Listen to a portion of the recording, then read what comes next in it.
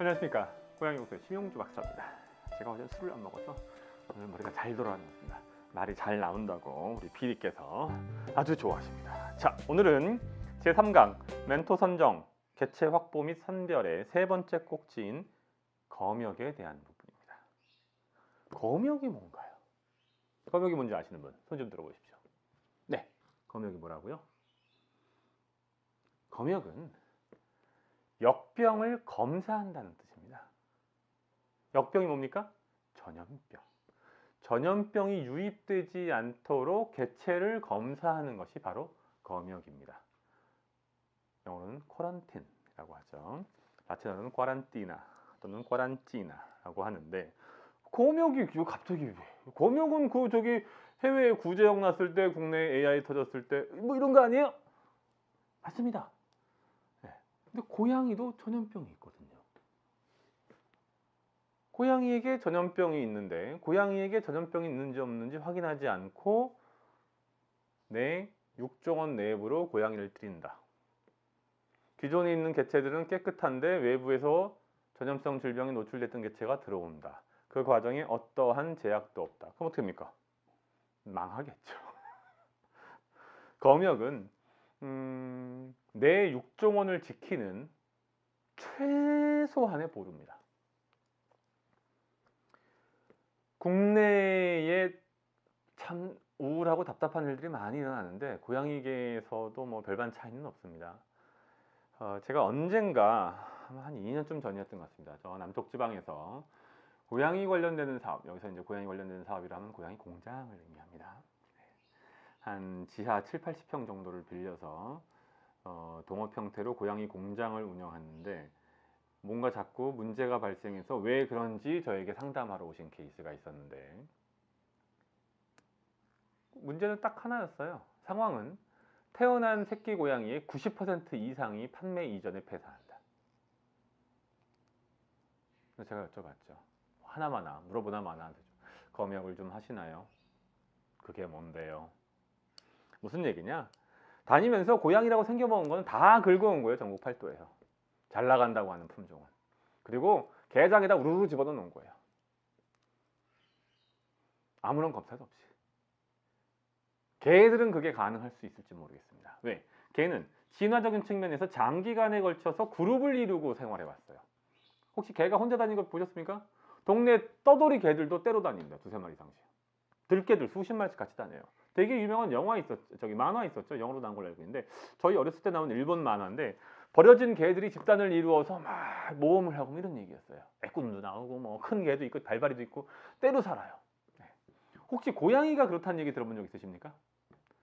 모든 고양이과 동물 중에 집단 생활을 하는, 군집을 이루어 생활하는 것은 제가 아는 과학적 수준에서는, 상식 수준에서는 사자밖에 없습니다. 나머지는 표범, 치타, 검은발 고양이, 스라소니, 살쾡이, 유라시안 링스 뭐 같은 거지만 그 누구도 치타 때로 안 살아요. 혼자 살아요. 암수도 심지어 같이 안 삽니다. 교배기 발정기에만 교배하고 떨어져요. 새끼도 어미가 키우다가 특정한 시기가 되면 던져버려요. 그게 고양이다. 그러다 보니 고양이는 어떻습니까? 진화적인 측면에서 개와 현격한 차이가 있습니다. 전염성 질병에 노출될 기회가 거의 없었어요. 그러다 보니 전염성 질병에 개보다 훨씬 취약합니다. 또 한 가지 문제가 있습니다. 고양이가 현대와 같이 주요한 반려동물의 지위로 오른 것은 역사가 길지 않아요. 그러다 보니 수의학자들이 고양이의 전염성 질병에 대해서 별로 공부를 안 했어요. 주로 개 중심으로 했죠. 또 한 가지 문제가 있습니다. 고양이는 가축화의 시간이 짧다 보니 갇혀서 생활하는 데에 취약해요. 스트레스가 개보다 훨씬 많이 받습니다. 스트레스를. 그럼 이러저러한 이유 때문에 육종원은 전염성 질병에 상당히 취약한 상황에 놓여 있습니다. 그런데 외부로부터 들어오는 개체에 대해서 제대로 통제를 하지 않는다? 망하겠다는 거죠. 아까 말씀드린 남부 지역에서 지하에다가 했다. 대부분의 고양이 캐터리들이 그 정도 상황까지는 아니지만 생산분의 문제가 많습니다. 또는 생산하고 나서 판매한 개체의 문제가 많이 발생합니다. 이유는 무엇이다? 검역 문제 때문이다. 따라서 망하지 않으려면 검역을 충실히 하시라는 말씀입니다. 검역 프로토콜이라는 개념이 있습니다. 프로토콜은 반드시 뭐뭐 해야 되는 일종의 약속한 바예요. 네. 기본적인 검역 프로토콜은 외부로부터 새로운 개체가 들어오게 되면 90일 동안 완전 격리합니다. 기존의 개체군은 기본적으로 깨끗하다라고 하는 전제하에 이 개체군과 완전히 격리된 곳, 어떠한 사람이나 물자도 오고 가지 않는 완전히 격리된 시설에서 90일 동안 치료시키면서 주요한 검사를 진행합니다. 반드시 진행해야 되는 검사는 두 가지입니다. FIV하고 FELV. 그 두 가지에 대해서 검사를 진행. 나머지는 어쩌라고요? FIP는 앞서도 말씀드린 것처럼 통제할 방법이 없습니다. 왜? 코로나 바이러스에 의해서 발생하기 때문에 변이가 많아서 백신으로 통제할 수 없고 어디에나 코로나 바이러스는 여기도 있습니다. 저기도 있어요. 여기도 있어요. 아니 그럼 무균실로 할 수는 있겠지만 어마어마한 천문학적 비용이 들어가고 동시에 무균실에서 나오는 순간 분양을 하려면 무균실 이외의 공간으로 가야 될 거 아닙니까? 병원에 가려면 무균실 이외의 공간으로 가야 될 거 아닙니까? 그 순간 죽습니다. 왜? 면역이 없으니까. 기타 4종 백신에 의해서 통제하는 것들, 보통 헤르페스, 클라미디아 같은 질병들은 면역료로 누릅니다.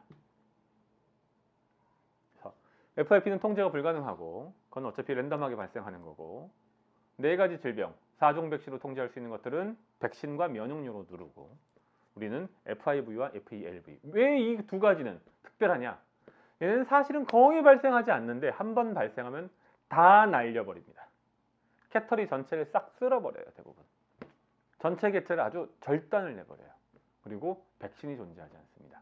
면역으로 통제하기가 거의 불가능하고, 그래서 얘네에 대해서는 특별히 와치아웃을 나머지는 그래서 처음 90일 시작하기 전 그 시기에 하고 쭉 놔뒀다가 특별한 임상 증상이 없었더라도 마지막에 90일째 되는 날 또 FIV와 FELV에 대해서 검사를 합니다. 보통은 PCR을 하게 되죠. 원하는 경우 엘라이자를 할 수도 있지만 그건 쉽지가 않을 것 같고, 이제 항체가 검사라고 하는데, 그래서 그런 방식으로 검역을 해서 그 검역을 통과하지 못한 개체는 돌려보내게 됩니다. 즉, 내 개체군 내부로 들여보내지 않게 됩니다. 물론 국내에서 이 정도 수준으로 진행하고 있는 곳은 제가 알기로는 거의 없습니다. 저희 육종원이 이러한 형태로 이른바 폐쇄형 캐터리를 운영하고 있는데, 이런 개념을 과연 갖고 있는 곳이 얼마나 있을지 의문시 되네요. 자, 마지막으로 검역은 오케이 이런 방식으로 진행하면 되고, 그 다음에 이제 방역이라고 하는 개념이 있어요. 방역은 뭡니까? 안정화된 개체군 내에 외부로부터 감염원이 들어오지 않도록 하는, 검역과 실질적으로 비슷한 개념인데, 검역은 외부로 들어오는 개체에 대해서 검사하는 거고, 방역은 우리가 이미 확보하고 있는 개체를 현 상태 그대로 유지하기 위해서 외부로부터 새로운 감염원이 들어오지 않도록 하는 방어 개념입니다. 비슷하지만 약간의 차이가 있습니다. 주요 방역 프로토콜은 방금 제가 말씀드린 것처럼 클로즈드 캐터리 컨셉, 즉 폐쇄형 육종원 개념으로 운영하는 겁니다. 이것을 이제 보통 저희가 이제 영어로 한마디로 딱 정리하자면 once go out, never come back. 한 번 나가면 다시는 안 들어온다가 아주 중요한 개념이에요. 무슨 얘기나요, 그게? 고양이를 분양했어요, 누구에게. 근데 고양이를 못 키우겠대요, 갑자기. 뭐 알러지가 있대요. 가져가래요. 그럼 예, 알겠습니다. 그 고양이를 다시 가져와요. 그게 무슨 상관이 있어요? 갔다가 바로 들어왔는데 노노노노노노노. 한 번 나갔죠? 그럼 얘가 다시 들어오면 어떻게 돼요? 앞서 말씀드린 검역 프로토콜을 거쳐야 돼요. 왜? 우리 육종원은 깨끗한데 우리 육종원 시설 바깥으로 나가면 얘는 오염됐다고 간주하는 거예요. 그래서 걔가 다시 들어오려면 다시 검역 프로토콜을 거쳐요. 물론 동물병원에 간다든지 캐슈에 나간지 정도 가지고 그렇게까지 할 필요가 있을지에 대해서는 의문시 될 수 있습니다만, 그럼에도 불구하고 가능하다면 그런 것들을 최소화하거나 또는 최소한의 며칠간의 검역 기간을 거치는 것이 맞습니다. 만약에 내가 알지 못하는, 통제하지 못한 공간에 나갔다 왔다, 그러면 그 개체는 무조건 오염된 개체. 따라서 받아들이면 안 됩니다. 모든 인원, 손님도 마찬가지입니다. 용품, 소모품, 사료, 물은 이동을 통제해야 됩니다. 캐터리를 운영하는데, 육종원을 운영하는데 동네에 불쌍한 고양이들이 있어. 아유 불쌍해. 털도 막 엉켜 있어. 마음 아파. 어떡해요? 내가 키우던 고양이에게 쓰는 빚을 가지고 가서 그 고양이를 빗겨줘. 그 다음에 내 고양이를 또 빗겨. 죽고 싶어 반장한 거죠. 망해야 돼요. 이런 데는. 손님이 오셨어. 손님이 오셨는데 그 공간에 우리 고양이, 갓 태어난 고양이, 이제 막 위닝 끝난 고양이, 어미 고양이들 막 돌아다녀. 손님이 이 고양이 저 고양이 다 만지셨어. 알고 봤더니 그 손님의 집에서 방금 일주일 전에 FIV로 고양이 한 마리가 죽었어. 어떻게 할 거예요? 누가 고양이를 많이 키우다가 이제는 안 키운다고 그래가지고 고양이 계속 키우던 좋은 제품들을 다 공짜로 주겠대. 사료 뜯은 거, 저기 발톱갈이 비싼 거, 이탈리아에서 수입한 최고급 고양이 가구 다 공짜로 주겠대. 감사합니다 하고 용달차로 냉큼 실어 왔어. 그리고 우리 고양이 방에 짜장 설치했더니 너무 멋있어. 인스타그램에 사진 찍어 올렸어. 죄송합니다. 네, 욕을 써서. 네, 여긴 욕을 좀 해야 돼요. 이런 사람들은 정신이 나가도 단단히 나간 거죠.